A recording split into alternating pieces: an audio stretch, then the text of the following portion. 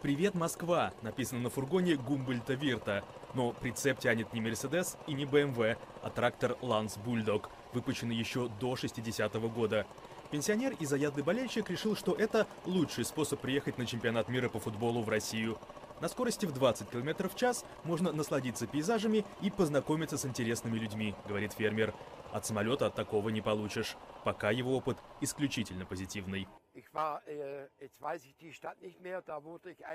Не помню, как назывался тот город. Я хотел в нем переночевать. Там была пожарная часть. Они так обрадовались, когда увидели меня. Позвали к себе. Я смог принять душ, побриться. Было замечательно. Такой опыт можно получить только путешествуя на тракторе. Это очень важно для меня.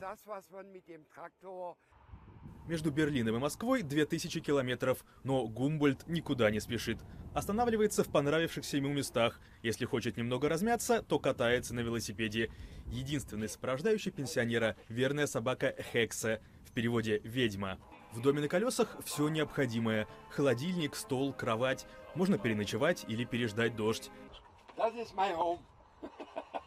Белорусских пограничников такой способ передвижения ввел в ступор, вспоминает фермер. Сначала они не хотели пропускать меня через границу, начали кому-то звонить. У меня ушло 6 часов, чтобы показать им все документы. Визы у меня нет, вместо нее Fan-ID, но они понятия не имели, что это такое. А тут еще и транспорт такой странный, не машина, а трактор. Но спустя 6 часов они осчастливили меня новостями о том, что я могу ехать дальше.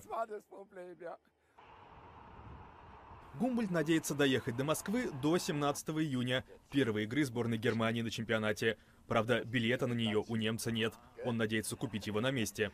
Зато он точно попадет на матч Дания-Франция в Лужниках 26 июня. Москва, кстати, не конечный пункт его путешествия. Потом Герр Вирт планирует поехать в Санкт-Петербург, оттуда на пароме в Хельсинки, затем Швеция.